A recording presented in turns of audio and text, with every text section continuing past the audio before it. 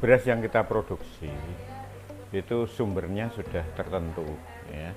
Jadi petani anggota dan mitra dengan bibit yang memang sudah kita kondisikan, bibit yang bersumber dari kita ya. Jadi kita tidak belanja di pasar umum sehingga traceability-nya ada.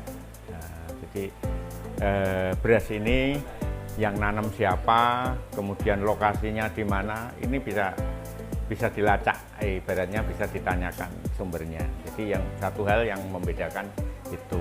Kemudian varietasnya juga varietas tertentu khusus, ya padinya tidak sama dengan yang beredar di pasar ya.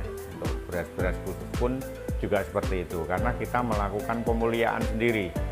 Breeding ya, jadi hasil breeding kita bertahun-tahun ini kita ditanam oleh petani anggota dan mitra, kemudian kita proses di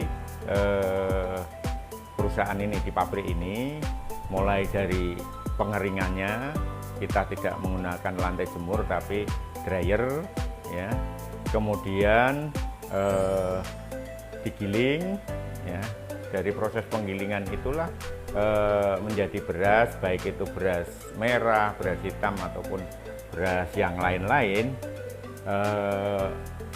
tidak kita stok terbuka dalam arti karungan, tapi langsung kita dalam waktu maksimal 3 hari itu sudah selesai kita packing vakum. Jadi yang membedakan dengan beras yang lain ini waktu dari penggilingan sampai terkemas ini waktunya singkat. Nah, kenapa harus seperti itu? Kita menjaga nutrisinya, karena satu hal ketika belum tervakum itu bisa teroksidasi karena bersentuhan dengan udara langsung. Apalagi di Indonesia ini kelembaban sangat tinggi, sehingga semakin lama beras itu dalam bentuk curah, itu kesempatan atau peluang terkontaminan baik itu jamur atau jasad krenik yang lain, bahkan dari kutu-kutu pun bisa muncul di situ, sehingga dalam waktu 3 hari insya Allah sudah terkemas vakum seperti ini. Kita tidak lama stok dalam bentuk gabah di gudang, kita melakukan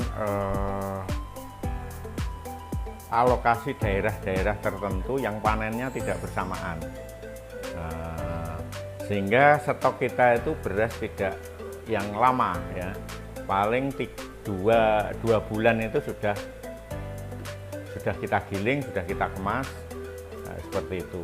Kita ada beberapa daerah yang memang wilayahnya panennya berbeda-beda waktunya, sehingga kita punya stok sepanjang tahun itu ada, dan selalu insya Allah segar, karena kita tidak pernah nyimpan lebih dari 3 bulan ya dalam bentuk gabah.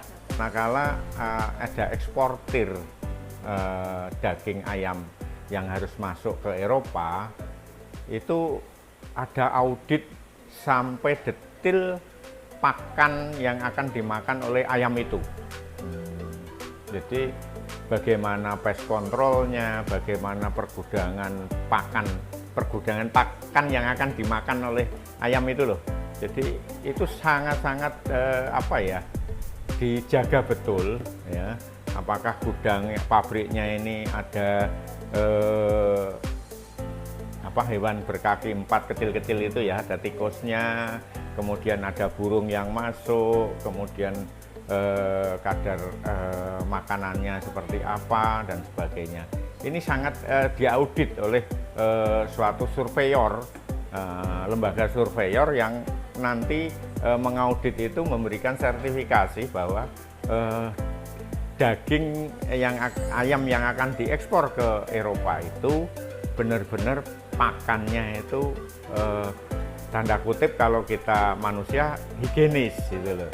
Lah, padahal yang kita lihat kalau kita bandingkan bagaimana memperlakukan proses beras yang justru akan dimakan manusia, ini kok malah ibaratnya ada pembiaran, memang asal-asalan lah ya.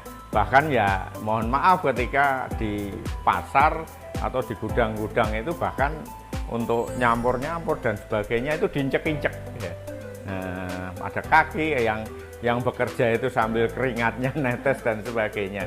Ini satu hal yang harus mestinya menampar kita ini. Nah, jadi dari itulah kita melihat bahwa bagaimana memproses beras yang akan dimakan manusia.